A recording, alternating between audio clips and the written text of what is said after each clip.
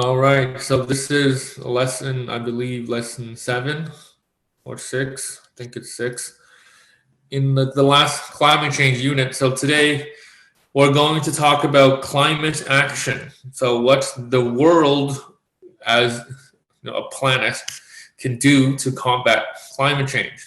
All right, so this is global climate actions on the world stage. So first thing is we're going to look at some data with regards to greenhouse gas emissions, and then talk about what the world has been trying and currently is still trying to do. And first we'll talk about the Kyoto Protocol, and then we'll talk about the Paris Climate Accord. And lastly, we'll finish off with two extremes, climate activism and climate denialism.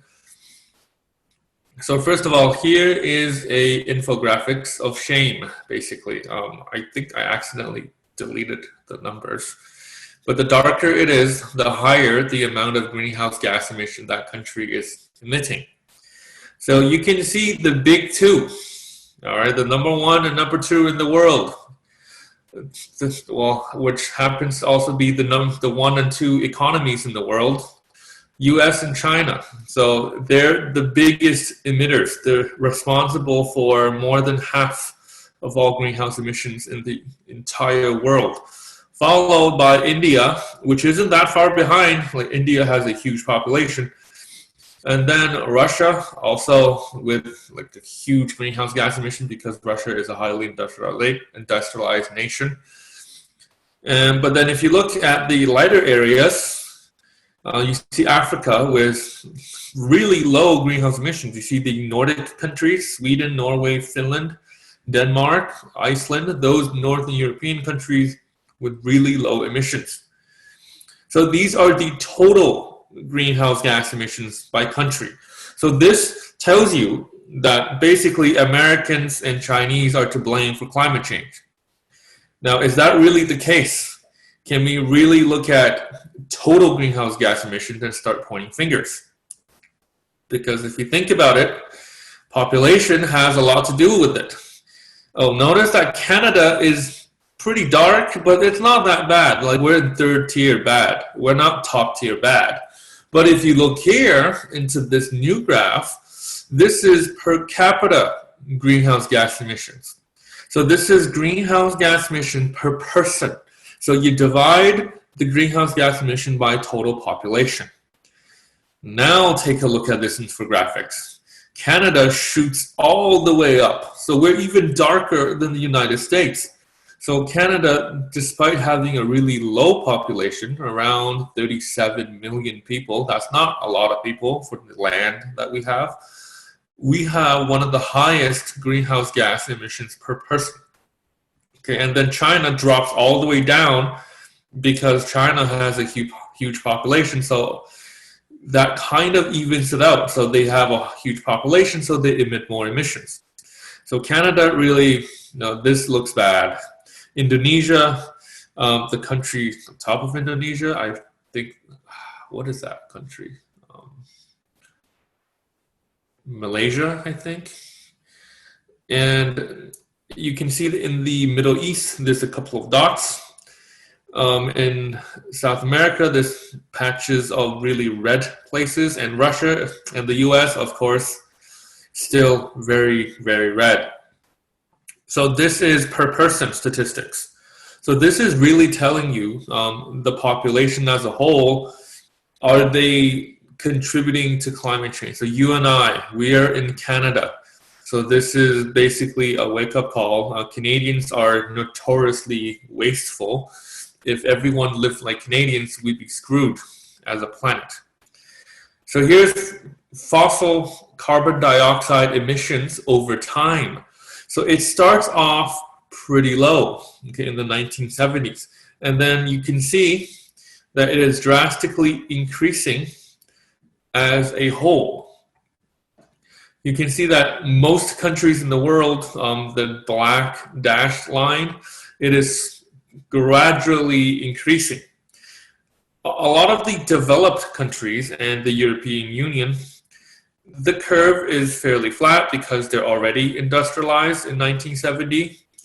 But if you look at China, the huge exponential growth in the past 20 years, that's remarkable. China basically exceeded the rest of the world. You see what I mean? If you take out the United States, Europe, India, Russia, and Japan, China has a higher emission of carbon dioxide than all of the other countries combined. And this is really a huge concern. All right, China is developing extremely quickly, and at the same time, a lot of carbon is being emitted. Now, the problem is India is trying to follow China. Now, India is trying to develop as well, and India will surpass China in population, and they're trying to get electricity in every household. Right now, India doesn't have electricity for all the households. There are like millions of people in India without electricity. Now, if those households start burning coal and fossil fuels, that will shoot up again. So we can't have the entire world shooting up their carbon emissions. So the world is trying to take action. Now, how much action should we take? So there is a consensus among scientists that we need to limit the temperature increase to 1.5 degrees Celsius. We already accepted that the temperature is going to rise. There's nothing we can do to stop that, but we can limit it to a small number. And 1.5 is the magic number that they came up with to avoid the most dangerous impacts of climate change. And Mr. Joe, isn't 1.5 a lot though? Because it'll kill all of the coral reefs. Oh yeah, no, it is over for the coral reef. It will definitely go up by 1 degree. Okay, we're just trying to keep it that way. So yeah, like if we can choose, then yeah, we choose less than 1 degree, but we don't really have a choice. This is the best we can do. And so even at 1.5 degrees, yes, there will be impacts. It's just that we're not entirely screwed. Now, if you go beyond that, all of the stuff that we talked about, they will become a reality. Then we're screwed. Mr. Joe, but doesn't the coral reef account for a lot of biodiversity, which could really screw up the oceans? Oh yeah, for sure. No, there will be screw-ups. Like, it's already too late at that point. Coral reef is a huge part of the marine biodiversity, and yeah, it's really sad that they're going to be gone. So nothing we can do, like rip. But what we can do is protect other organisms from the same fate.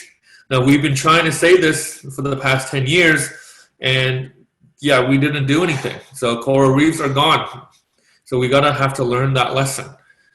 So in order to achieve this goal of 1.5 degree increase, no more than that, we need to stabilize carbon in the air to around 450 parts per million. Right now, it's at 400. We don't really have a lot of room to play with, and we are constantly increasing our carbon emissions. So that goal is going to be very difficult to reach, but nevertheless reachable in theory.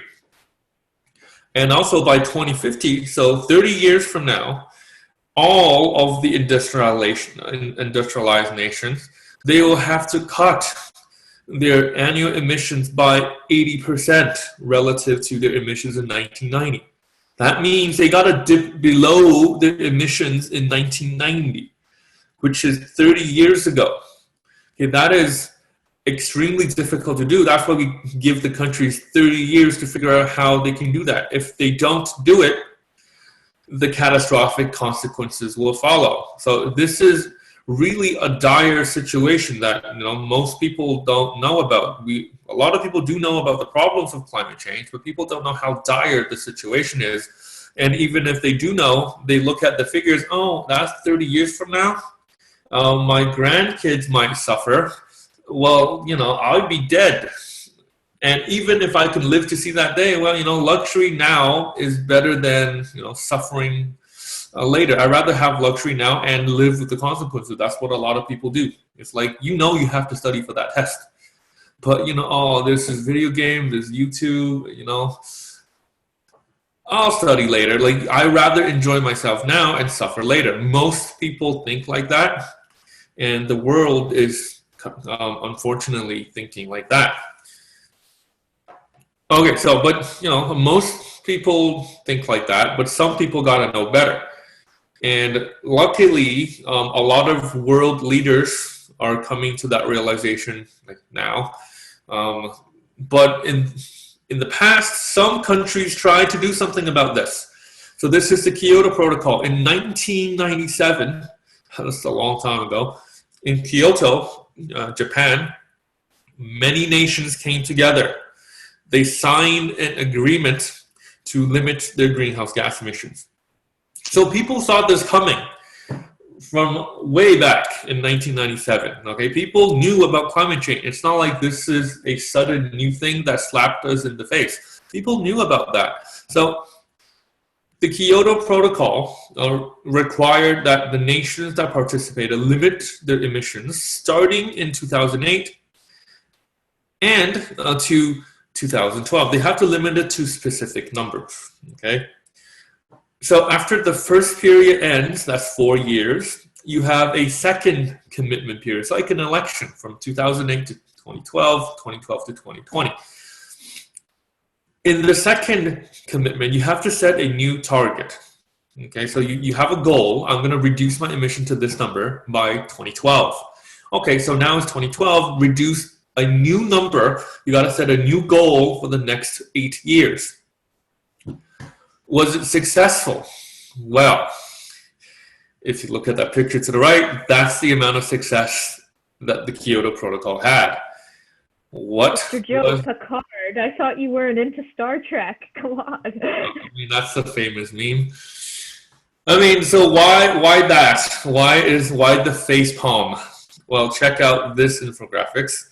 So this is a map that illustrates what the countries did for the Kyoto Protocol. If you're blue, they did not care at all. They didn't show up, none of their business, don't care about what you're doing. So these countries did not participate, the ones in blue.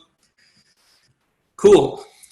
If you're in green, those are the countries that really tried to commit. They have a target to 2020, which is this year. Okay? They're still kind of doing it. So most of Europe, I think that's Kazakhstan, I could be wrong. There's Australia. Yeah, those are the countries that try to stick to it. The purple countries, they quit midway. They had a goal from 2008 to 2012, but at 2012, they go like, you know what, we're going to stop right here. You guys go on ahead. Nah, goodbye. So that's Russia, Japan, New Zealand. Ironically, this is signed in Japan, and Japan quit in 2012. All right, so the other ones, the yellow and the orange, oh boy. I have a specific slide to explain Canada and the US. So first of all, Canada. So in 2012, the government of Canada, the Prime Minister was Stephen Harper, he withdrew Canada from the Kyoto Protocol. All right, so what happened? Why did he withdraw? So Canada set a goal, 6% reduction of CO2 by 2012. 6% is really, that's not a lot. Okay, so did we achieve that goal? No. In fact, Canada increased their emissions by 17%. All right, so yeah, not only did you not reduce it to that number, you've increased by a lot more. Out of sheer embarrassment, Stephen Harper's like, you know what, you can't make fun of me if I quit. So I quit, see ya. Canada, therefore, withdraws from the Paris Agreement, from the Kyoto Protocol, and yeah. However, luckily, depends on how you look at this, the current Prime Minister, he says that he's all for the climate action, okay? Stephen Harper kind of said that, but then he didn't really, his actions didn't reflect that.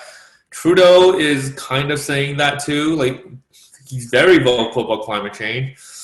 Does his action support that? We'll talk about that tomorrow.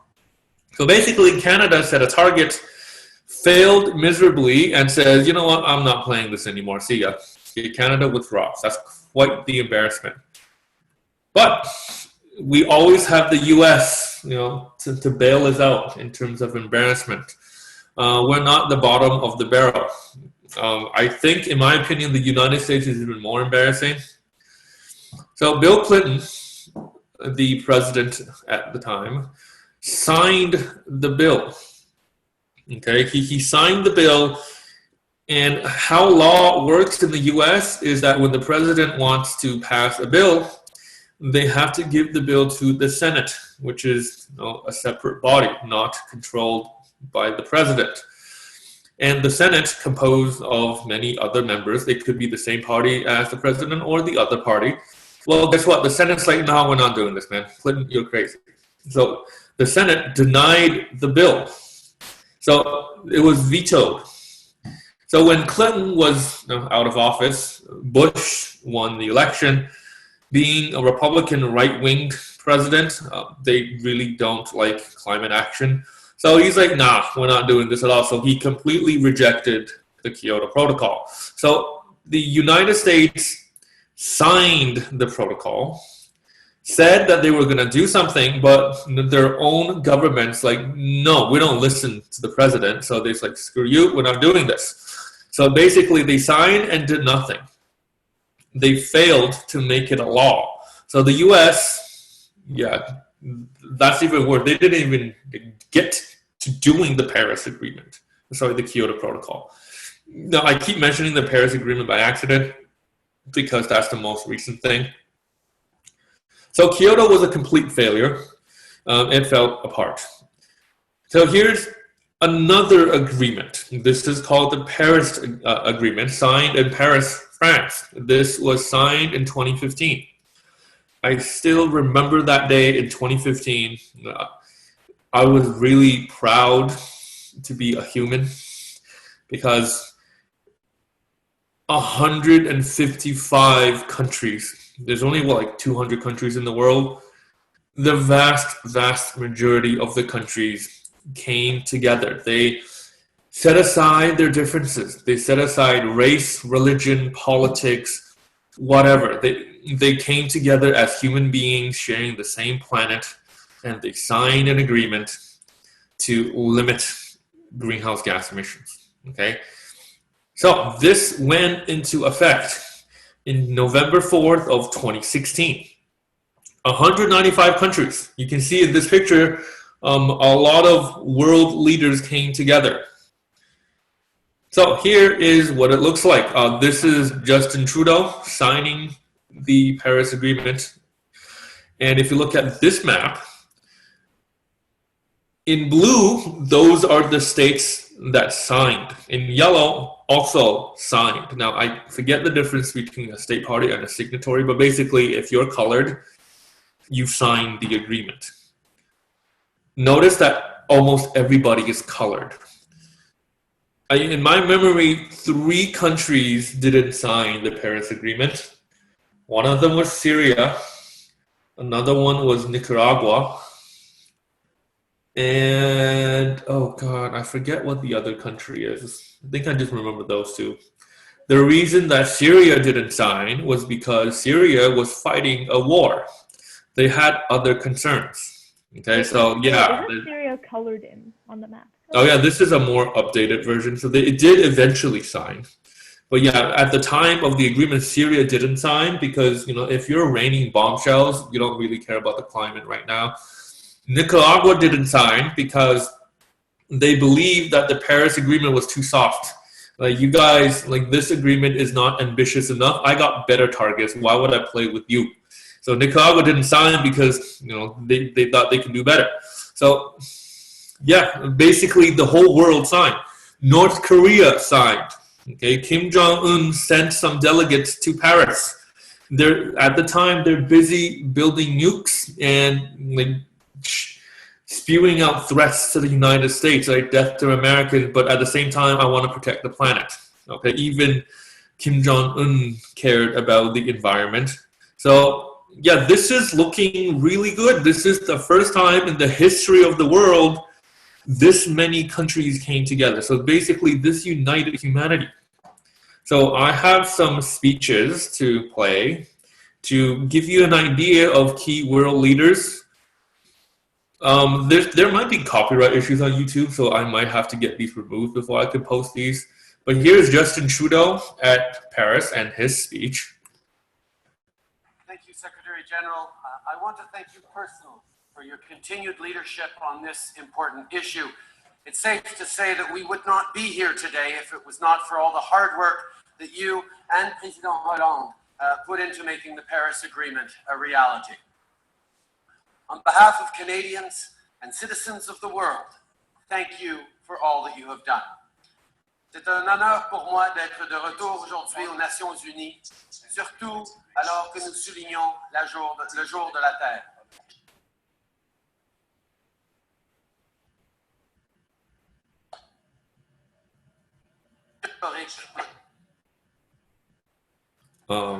Comme je l'ai dit en novembre dernier à Paris, le Canada croit que les changements climatiques représentent un défi à relever, mais aussi une opportunité à saisir.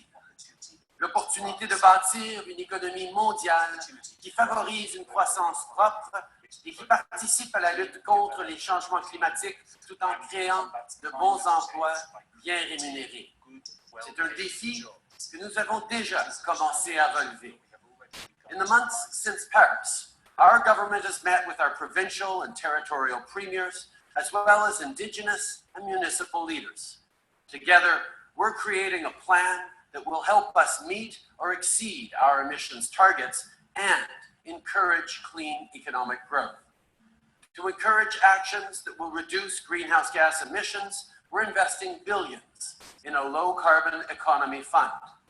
To get clean technology to market faster, we're making immediate investments to support clean tech research and development. And alongside 19 other countries, we've signed on to Mission Innovation, a global partnership that aims to double government investment in clean energy innovation over 5 years, while encouraging private sector leadership in clean technology. These actions are just the beginning. And we're not making these investments simply to be nice, although Canada does have a reputation to uphold in that department. We're making these investments and we're following through on our commitments because it's the right thing to do for our environment and our economy as part of the global community. The humanitarian case is clear. We know that it will be the world's poorest citizens who will be hardest hit by climate change, displaced by rising sea levels, left hungry by failed crops, more vulnerable to disease. Climate change will make more difficult every other challenge we face, whether it's ensuring safe and secure food and water or responding to the needs of refugees. The business case is equally clear. Last year, nearly a third of $1 trillion was invested globally in renewable power, nearly 50% more than was invested in power from fossil fuels. That's a trend that will continue to grow, and it's one that represents a tremendous opportunity for Canada and for the world. One cannot and will not ignore. At the same time, Canada's ambition cannot end with making it through a challenging situation at home. We have a role to play in supporting developing countries as well. Be punished for a problem they didn't create, nor should they be deprived of the opportunity for clean growth that developing nations are pursuing. C'est pourquoi le Canada versera également 2,65 milliards de dollars au cours des 5 prochaines années pour aider les pays en développement à croître de façon plus propre et plus durable. Ces mesures s'ajoutent à l'accord de Paris qui sera déposé à la Chambre des communes le mois prochain et qui sera ratifié plus tard cette année. Elle réaffirme aux Nations Unies et à l'ensemble de nos partenaires l'engagement du Canada. Parce que ce n'est qu'en travaillant ensemble que les nations peuvent espérer lutter contre les changements climatiques. Ce n'est qu'en travaillant ensemble que nous pouvons apprendre les uns des autres, mettre à profit nos connaissances communes et développer des économies aussi propres que concurrentielles. At the end of the Paris negotiations, Secretary General Ban Ki-moon said of the resulting agreement that what was once unthinkable has become unstoppable. Today, with my signature, I give you our word that Canada's efforts will not cease. Climate change will test our intelligence, our compassion, and our will, but we are all equal to that challenge. I encourage other signatories to move swiftly, to follow through on their commitments as we will, and encourage those countries that are not in a position to sign today to possible sense. We are all in this together. Together, we will make a better world. Merci beaucoup. Thank you.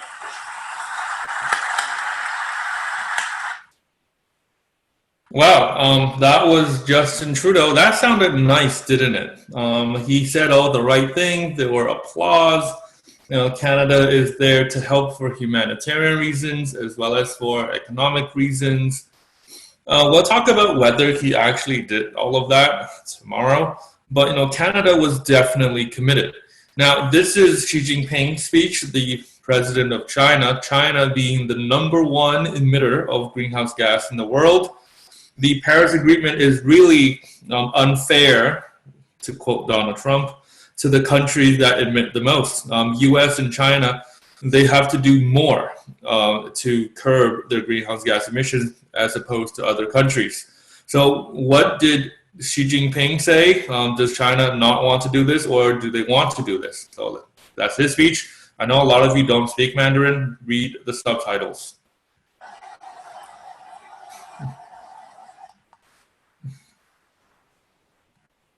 今天我们齐聚巴黎，出席联合国气候变化巴黎大会的开幕式。这表明，恐怖主义阻挡不了全人类应对气候变化、追求美好未来的进程。尊敬的各位同事、女士们、先生们，巴黎协议不是终点，而是新的起点。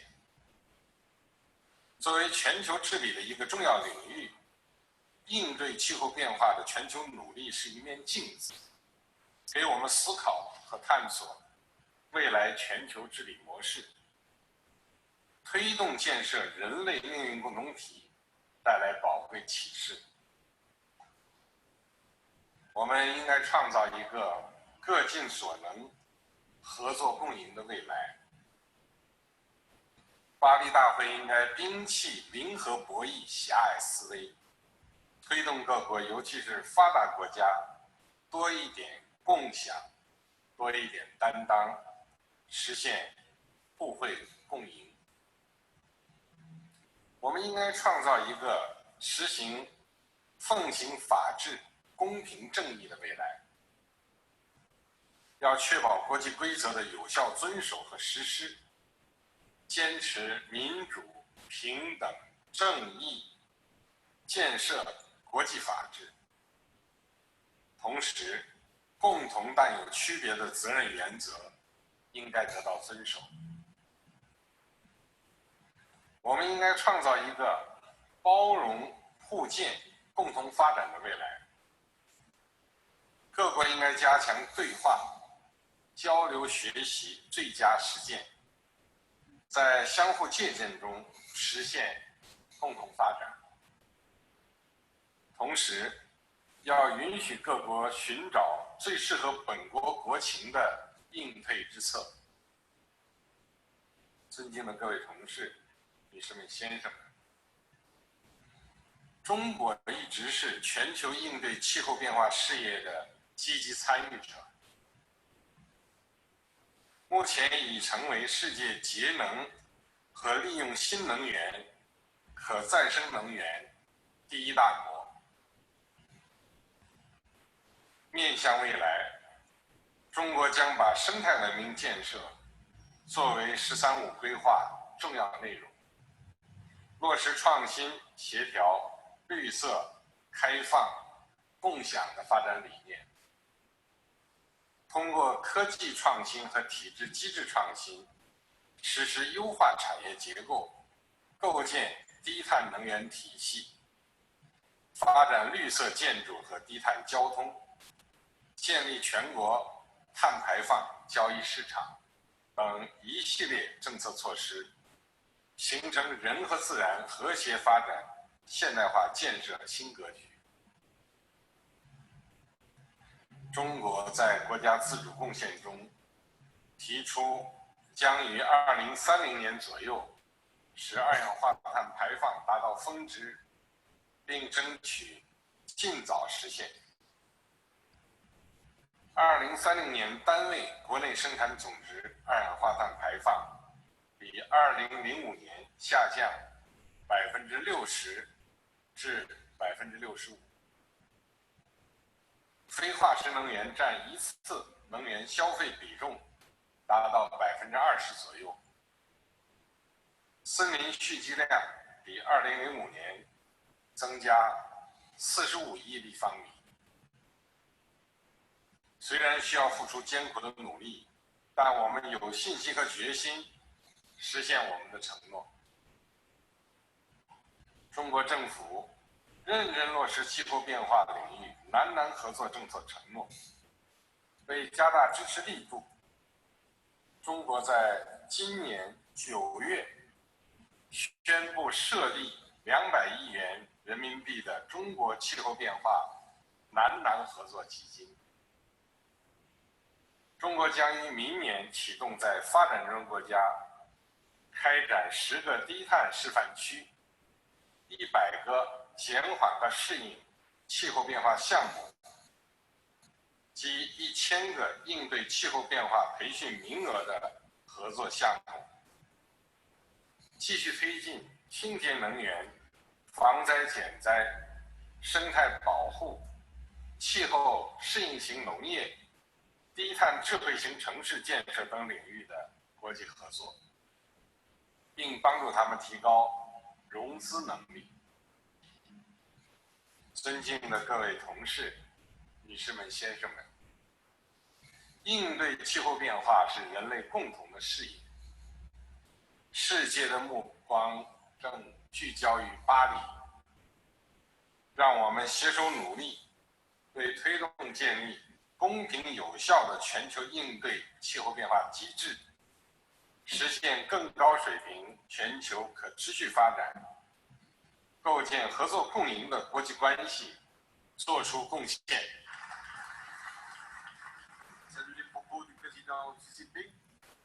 All right, so basically, in summary, what she was saying is, we're down. We're going to do this. The bigger countries, the more developed countries, they should have higher responsibilities. We should stop the zero-sum game and establish like a win-win situation. And then he gave specific targets that China will try to achieve. So basically, China's on board. The biggest criticism for the Kyoto Protocol was that China and the US are not in it. Like if the number 1 and number 2 largest emitters, that's the most, that the vast majority of the carbon dioxide emissions in the world, if those 2 countries are not in the Kyoto Protocol, what good will I do? Like, I'm a small country. We don't really emit that much. So if the biggest emitters are not in this agreement, what's the point? Now, Paris is different. China, for the first time, agreed to limit carbon dioxide and totally is on board with reducing CO2 emissions. So the number 1 and number 2 emitters are on board this time. So that's not really a criticism. So Canada, China, the US, basically every other country. Now I chose Canada and China because we're in Canada and China is the number 1 emitter. US, well, there will be a speech by a US official coming up. So what are some criticisms? This sounds too good to be true because whatever Trudeau was saying, that sounds really good. What she was saying, that also sounds really good. Are they actually doing it? Well, We're going to find out. So some criticisms, though. It is comforting that, the most of the world came and agreed on this, but the problem is, who is there to enforce these mechanisms? You're all talk, all right, but will you walk the walk? And if you don't, who's going to hold you accountable? If you don't meet the agreement, what are the punishments aside from just shaming you? All right? There is no legal punishment. There is no law mandating that you must meet the Paris Agreement. You're doing this out of your self-conscience. That's kind of like Hitler's promise to never invade other countries. Right? So Hitler's like, hey, I want Czechoslovakia. Well, he's like, I want Sudetenland, that little part of Czechoslovakia. And Czechos like, no. And then, Britain's like, you know what, just give it to him. Like, I'll make him promise. Hey, Adolf, could you write this down? Could you write on a note that you won't ever invade another land again? Hitler said, no problem, I got you, man. He writes on a piece of paper, me, Adolf Hitler, will never ask for another piece of land afterward. Signed, Adolf. Here you go, take the paper. So Neville Chamberlain goes back to the UK. He waves the paper. There will be peace at our time, he said, because Adolf Hitler will never ask for another piece of land. And yes, we all know what happened. Immediately, a few months afterwards, Hitler basically invaded Czechoslovakia and took over. And then he invaded Poland, and then they realized, hold up, this guy is not going to stop. This dude is lying. So basically, what stops the countries from doing what Hitler did? Say that they'll do it just to please people. And when it gets tough, like, oh, I really want that though. Like, I really need my economy to get better.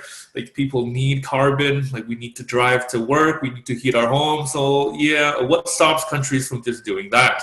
Nothing. Okay, so that is one big criticism of Paris. There are no enforcement mechanisms.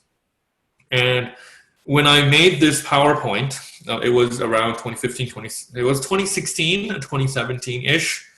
The United States elected a new president, Donald Trump. When the US signed the Paris Agreement, Obama was president. He sent, John Kerry, the Secretary of State, to Paris, and he signed the Paris Agreement saying that the US is completely on board with everything. A month later, Barack Obama waves goodbye. His 8 years have been up. So new president Trump is elected, and Trump is a really well-known climate denier. This is one of his actual tweets. The concept of global warming was created by and for the Chinese in order to make the U.S. manufacturing non-competitive. He doesn't believe in climate change. This is all a hoax. So, what stops him from screwing it up? Like, what stops him from undoing everything the Obama administration tried to do on climate? Well, that was when I first made this PowerPoint in 2016, 17. See, I didn't know what he was going to do. I had an idea, but, he might not do it. But no, he did. Here is Donald Trump's speech. This is not at Paris. This is him addressing the Paris Climate Accord. So have a listen. My solemn duty to protect America and its citizens.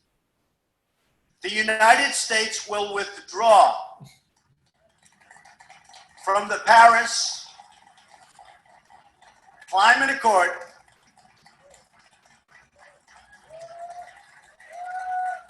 Thank you.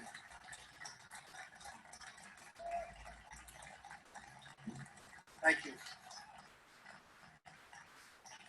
But begin negotiations to re-enter either the Paris Accord or in really entirely new transaction on terms that are fair to the United States, its businesses, its workers, its people, its taxpayers. So we're getting out, but we will start to negotiate, and we will see if we can make a deal that's fair. And if we can, that's great. And if we can't, that's fine. As president, I can put no other consideration before the well-being of American citizens.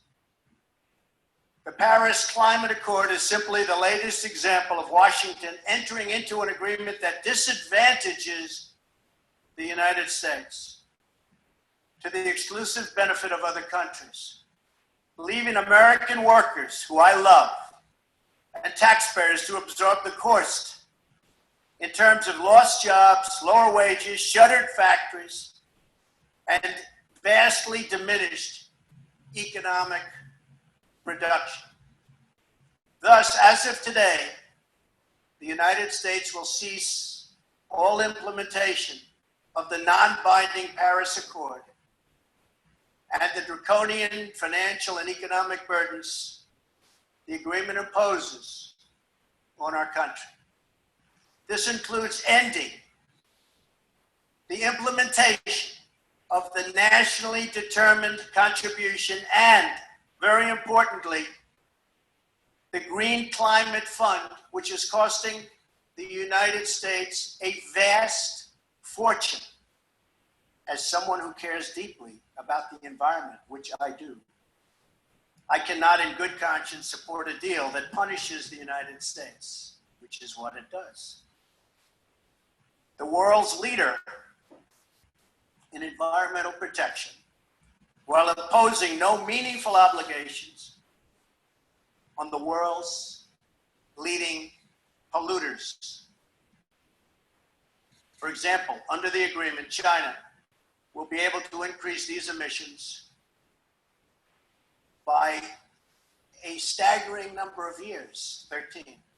They can do whatever they want for 13 years, not us.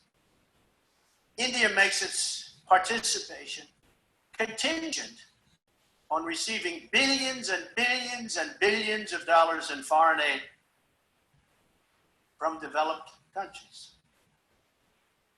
There are many other examples, but the bottom line is that the Paris Accord is very unfair at the highest level to the United States. Wow, so you heard what Donald Trump had to say about the Paris Agreement. So in 2017, the United States announced its withdrawal from Paris. The earliest date that they can withdraw is 2020. So it is now 2020. In November, they will officially withdraw from Paris. So that's what the map would look like in November of this year.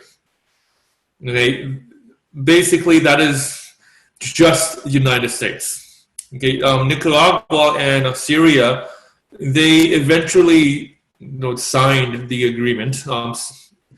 So now, literally, the only country in the world that didn't sign is the US. And unfortunately, they are the number 2 emitters of greenhouse gas in the world. So Democrats have been saying that on the chance that they win the election, they're going to renegotiate to enter the Paris Agreement again. But, that's in the future. We don't know what's going to happen. So yeah, that's quite the unfortunate story. This map is really, really sad, especially for Americans. Not to say that all Americans want to withdraw.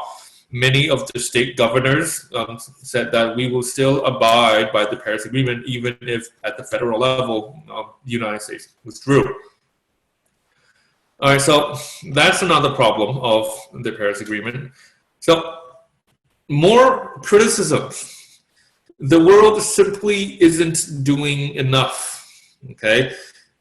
Everybody says that they will try to hit this target, but we're on track to miss the target, okay? So we're probably going to miss the target of 1.5. It will rise probably by more than 2. So this graph will give you an idea of what's to come. If you look at the graph to the right, B, those are temperature probabilities. Okay, how do you read that graph? In gray, the gray parts are really what we want. We want 1 to 1.5% increase, the dark gray part. And we can only realistically get that if we follow the bottom trajectory. That means we have to increase our Paris ambitions. We can't be doing what we're saying we'll be doing. We've got to do more. even then we have a 50% chance of failing, even if I tried our very best. And we know we're not going to try our very best. Now, if we just continue to uphold our Paris promises, it will be the middle bar graph. Okay, in gray is 1.5 to 2 degrees. We have around 10% probability that we'll actually achieve our goal if we continue what we're doing now. By that, I mean actually the countries live up to their promises and actually do what they say they're going to do. We still have a 10% chance of achieving our goal. Realistically, we are doing the top. Our actual carbon emission more resembles the bar graphs on top. There's a 0% chance that we'll achieve our goal. In fact, the dark orange, more than 4% warming, that is catastrophic. We have quite a high probability of that happening. The probability of that happening is higher than we achieve our goals. So basically, there's no way we can do it unless we amp it up. Okay, so here's another graph to tell you which countries are actually doing enough. Dark green is role model country, precisely 0. Light green is Paris Agreement compatible. Okay, a few slithers in Africa. Gray is critically insufficient. That means you're basically not doing it. Okay, you have, what do you know? The United States. Russia is not doing it. Sorry, students. Ukraine, Turkey, Saudi Arabia. Those are the countries really are failing at the Paris Agreement. Red is highly insufficient. So China was saying all kinds of good things at Paris, but not really enforcing it at all. So it's still red. Japan, Korea, Argentina, Chile, South Africa, Indonesia, those countries really failed to deliver their promises. Canada belongs to the insufficient part. So we still suck. Don't get me wrong. Canada is still failing to achieve our Paris targets. More on the Canadian policies tomorrow, but this just tells you that the entire world is not doing enough, with few exceptions. Okay, so this is really grim, and you can see on the bottom right, updated September 2019, which is not too long ago. That's the beginning of this school year. So that's a global failure on climate change. So this led to climate activism. Many young people, people younger than you guys or your age, they are starting to realize, hold on, these adults are not trustworthy, because they're not the ones that will face climate change. Politicians are usually old. They're not going to live to see the day that this becomes a huge problem, but these people, you guys, you will. By 2050, I probably will be dead. You guys probably won't be dead. So it doesn't take 2050 for you to feel the burden of climate change. If I have grandchildren, they will feel the burden. You guys will feel the burden. Your kids will definitely feel the burden of climate change. So young people today are starting to rally. Well, they stopped now because of the coronavirus, but before that, there were many climate rallies. There was one in Toronto where many students from the school missed class to go to that rally, which is a good cause. Yeah, so this is a recent thing led by one young lady. She's become extremely famous now. So yeah, because of the failure of our political system, the arguments over how much we should reduce, how we should reduce it, we've completely failed to deliver on our promises. The entire world failed because of petty political differences. Somehow we've managed to take climate change and politicize it, which makes no sense. It does. Well, the policies themselves, they are politicized because it has to do with oil and fossil fuels. And if you want to reduce fossil fuels, the oil companies are not going to like that. And they support some parties over other parties. So there's your conflict. And so here is Greta Thunberg at the climate summit. This is in 2019. So the different countries met up again after Paris, after a few years, to come back and discuss and basically point fingers. You're not doing enough. You're not doing enough. So how we can fix this? So they're renegotiating certain terms. And here is Greta at Climate Summit. And some of you may have your first seen climate this. strike was a lonely event a little over a year ago. And in the intervening time, you have sparked the interest of millions, literally, of children around the globe, demanding action for climate change. What's your message to world leaders today?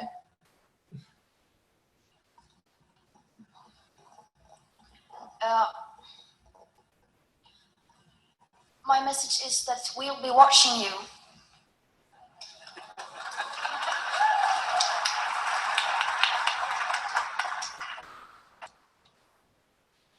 This is all wrong. I shouldn't be up here. I should be back in school on the other side of the ocean. Yet you all come to us young people for hope. How dare you?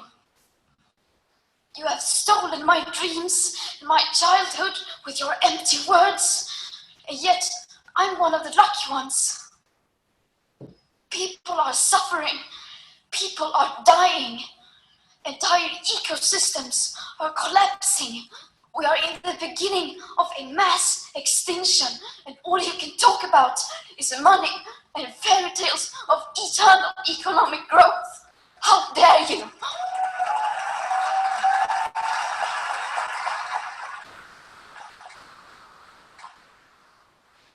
For more than 30 years, the science has been crystal clear. How dare you continue to look away and come here saying that you're doing enough when the politics and solutions needed are still nowhere in sight? You say you hear us and that you understand the urgency. But no matter how sad and angry I am, I do not want to believe that. Because if you really understood the situation and still kept on failing to act, then you would be evil, and that I refuse to believe.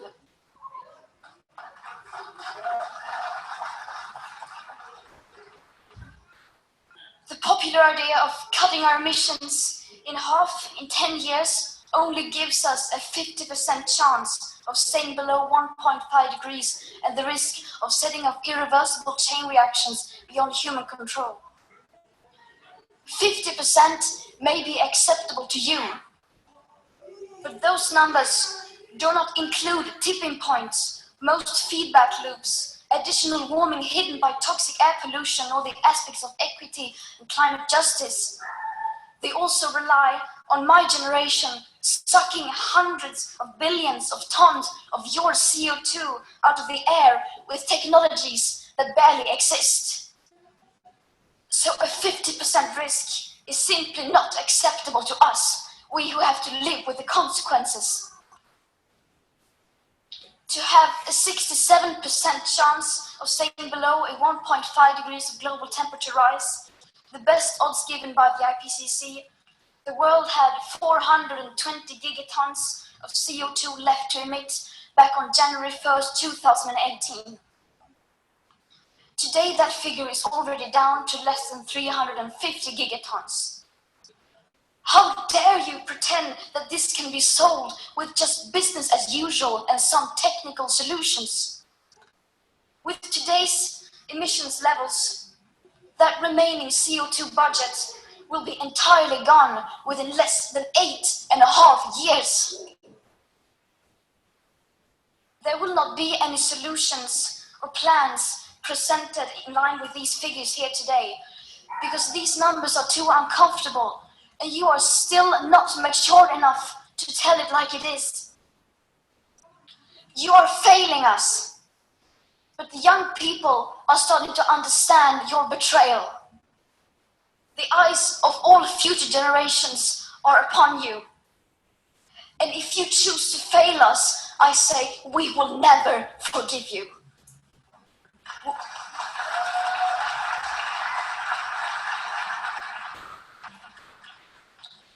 We will not let you get away with this. Right here, right now, is where we draw the line. The world is waking up, and change is coming whether you like it or not. Thank you.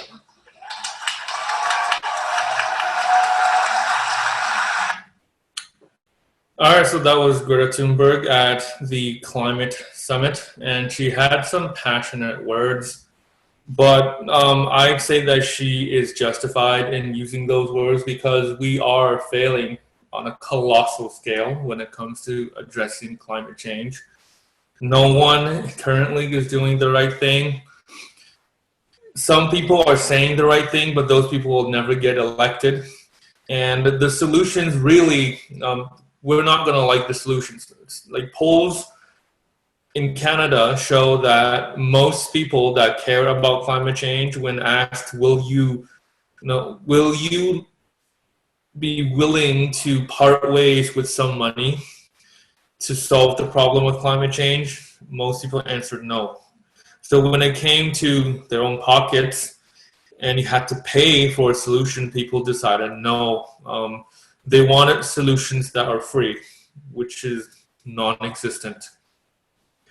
All right, so the last thing we're going to talk about today is climate denialism.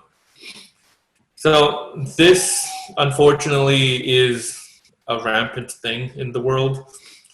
So here's a statistic. In 2016, the United States election, every Republican presidential candidate, when questioned, they have denied climate change and opposed any government initiatives. Eventually, one of them won to become the candidate for the Republican Party. That would be Trump. But let's say Trump didn't win, some other person won for the Republicans. Well, they're going to be the same thing. They're all climate deniers. And the picture to the right, well, the picture on the left is self-explanatory. The one on the right is Senator James Inhofe. He's become infamous on the internet because he brought a snowball into the Senate in an attempt to debunk climate change. He's like, if the climate is warming, how come there's no snowball? So he threw the snowball at one of the other person, I think it was the speaker, and he's like, Senator, catch. He threw a snowball. It's like, as if he disproved climate change. So I want to bring to your attention biases when you search the internet. You have to realize different people, they have different agendas. Different policies affect their well-being. So people will have biases. I have my own biases. So people tend to not realize that they have a bias. So they will look at information that most of the time reinforce their beliefs as opposed to challenging their beliefs. All right, so if you have a lot of investment in the fossil fuel industry, you will be more inclined to believe in studies that say that climate change is a hoax and question studies that say climate change is real because you have an economic incentive to do so. You might not be acting, you might not be purposely acting on that incentive, but you will be drawn to those arguments better. It's just like politics. If you are a supporter of the Liberal Party or the Conservative Party, you will be drawn to arguments that support your own party, and you will be dismissing other counter arguments because they're not comfortable to look at. You're just going to say, oh yeah, no, that's just the Liberals or that's just the Conservatives making things up without actually considering their argument. So that's a common thing. And when it comes to climate change, this is really obvious. So when you actually read the news, you have to realize that the authors of the news are also biased. So when I read the news on my phone, deep down, I try to figure out, what is this author trying to say? Does this author have an agenda? What are the beliefs of this author? When I ask myself those questions, I process the article in that context. Okay, I really need to try to come up with the biases in the articles before I take the article its word. So I urge you to do the same when you come across like arguments for and against climate change, which people are against climate change, which people are for climate change, and you will realize that everyone that's against climate change has some vested interest in fossil fuels. So those are biases. All right, so this is the conclusion of this lesson. It's a sad lesson to have to deliver. I wish it was different. I guess in 5 years when I'm teaching this lesson again, I have to update it, hopefully for the better, but chances are I'm gonna have to write down some more bad news. All right, so today we talked about global climate change. What do we need to do to get to 2% or limit our temperature increase to 2%? Now, it was 2% and then it got revised to 1.5. So are the countries doing it? No. Okay, the Paris Agreement is starting to look more and more like a failure, like the Kyoto Protocol. I was really proud of the Paris Agreement in 2016, and then slowly over the years, I'm becoming less and less optimistic and more ashamed of the Paris Climate Accord.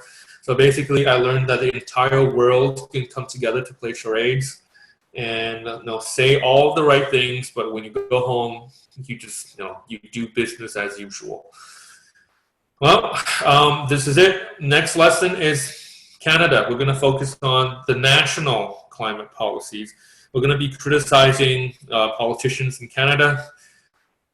Are the Canadian government doing enough to address climate change? Okay, so any questions regarding this class? All right, I'm going to stop the stream.